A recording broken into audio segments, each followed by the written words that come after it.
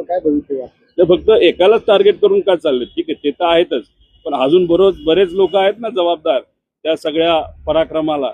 आणि त्याच्यात SIT मध्ये आता वेगळ्या प्रकारे पैसा हा घेतला जातो अशी चर्चा आहे की समजा काही लोकांची नावं असतील, ती नावं आपल्याला काढायची असतील, मग त्या लोकांना सांगितलं जातं की तू पोलीसमध्ये कंप्लेंट कर की त्या खरातेली आम्हाला फसवलं, मी वशमध्ये गेलो आणि म्हणून मी चूक केली. आणि मग नंतर SITतून त्यांचं नाव वेगळं काढलं जातं आणि त्याच्यासाठी आर्थिक देवाणघेवाण होती असं आम्हाला कळतं. अशी चर्चा आहे.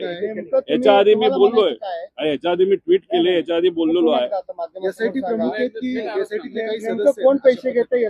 SIT प्रमुख नाही, बाहेरचे काही लोक आहेत, पण काही परिचयाचे जे त्या सिस्टम मध्ये आहेत त्यांच्या परिचयाचे लोक असू शकतील. आणि ह्याच्यात माझं एकच म्हणणं आहे की चाकणकर ठीक आहे, ते जबाबदार आहेत, त्यांना तुम्ही जेलमध्ये